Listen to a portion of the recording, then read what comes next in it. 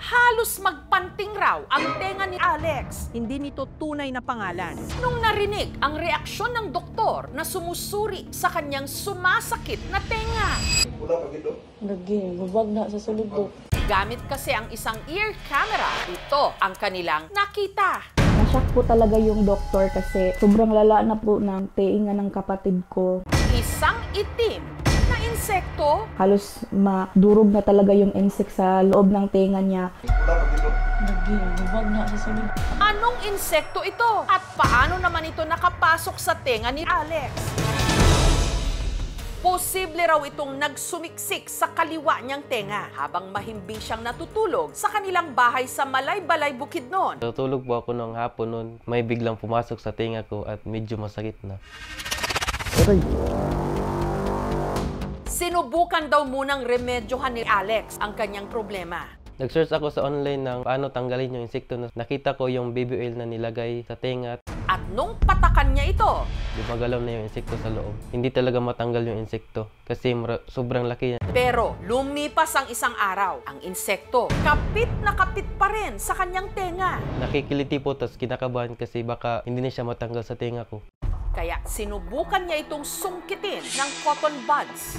Si Alex, may nakitang maliit na bahagi ng insekto na lumabas. Pero nung hinila niya ito'y naputol.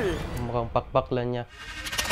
Naiwan pa rin daw sa loob ng kanyang tenga ang katawan nito. Kaya humingi na siya ng tulong sa kanyang nanay Juliet. Ang diskarte ni Juliet gamit ang straw. Hihigupin daw niya ang insekto. Ito yung drinking straw na ginamit ko. Inano ko na lahat yung hangin ko. Gusto ko talaga makuha pero bigo ako eh. Medyo masakit na talaga kasi maga na yung tenga ko. Actually, yung cotton buds in general, di talaga namin nire-recommend, no? Kasi unang-una, kapag pumasok yung insekto, pag kinoton buds, mas mapupush siya paloob. Yung pag-vacuum na straw, medyo delikado din yun. Baka naman mamaya ay mahigop niya yung insekto, no? Halos hindi na siya makatulog, irritable siya, hindi siya halos makarinig pag tinawag namin. Pero dahil walang pambayad sa doktor, tiniis na muna ito ni Alex sa loob ng 1 linggo para maibsan ang sakit na kanyang iniinda. Patagilid siya kung mahiga. Hindi na siya makarinig. Siyempre nalungkot at naaawa. Hindi na po ako nagpakali kasi kung pwede pa lang sa akin na lang yung nararamdaman niya.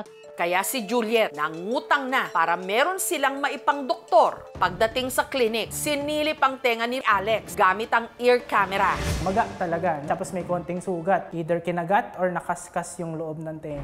Anong insekto ito? Bubag na sa sulod ko. Gaya ni Alex, mahimbing na natutulog din daw noon ang dalagang si Maika sa kanilang bahay sa Pulilan, Bulacan. May naramdaman siyang kirot sa kanyang tenga. Nagising po ako sa sobrang sakit po ng tenga ko. May kumukurog po tapos po parang may kumakagat.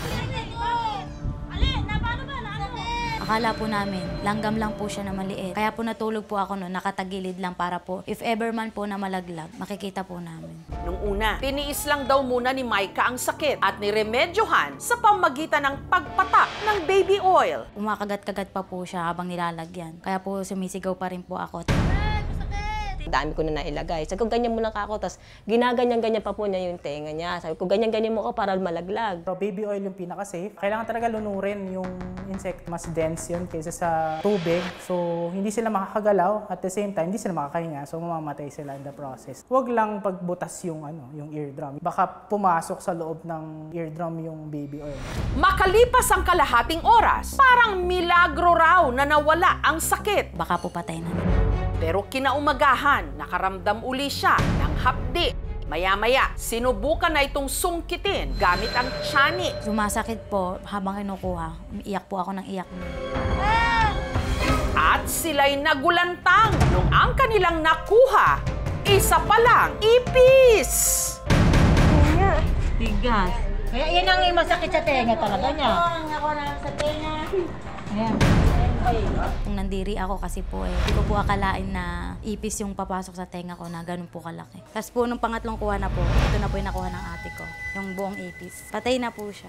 Lahat ng mga gilid-gilid nila, mga lagi ko nang tinitingnan. Siyempre, diyan po sumusuot ang mga insekto. Based lang dun sa nakita ko, German cockroach. Gusto niya dun sa mga cracks, crevices, yung mga gilid kasi gusto niya yung nagtatouch yung belly niya tsaka yung likod niya or yung body niya sa surface. Kung si Maika nabunutan na ng tinik sa dibdib, ipis sa tenga, ano naman kaya ang insektong sumuksok sa tenga ni Alex? Nung sinilip ng doktor ang kanyang tenga, nakita na ang katawan ng insekto lasog-lasog na. Dahil dito, nahirapan na raw silang tukuyin kung anong klaseng insekto ito. Pero si Alex may kutob kung saan ito nanggaling. Nanggaling insekto sa tingin ko ay sa halaman ni mama. Nakahiga ako dito sa kwarto, tapos ang halaman ay nandito sa labas. Dati napapansin ko na sila pero binabaliwala ko lang. Ilayo ko na talaga, wala nang matitira dyan. Nung natanggal na yung insekto, palagi na ako nag-headphone para hindi na siya mapasukan ulit. Sa lahat, panatilihin lang malinis yung paligid. Kung ano mang insekto or ipis man, lagi yan nagsastart na hindi malinis yung paligid or yung kwarto.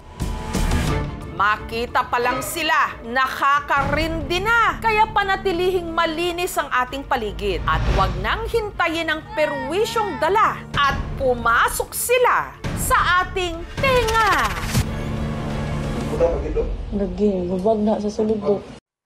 Thank you for watching, mga kapuso. Kung nagustuhan niyo po ang videong ito, subscribe na sa GMA Public Affairs YouTube channel. And don't forget to hit the bell button for our latest updates.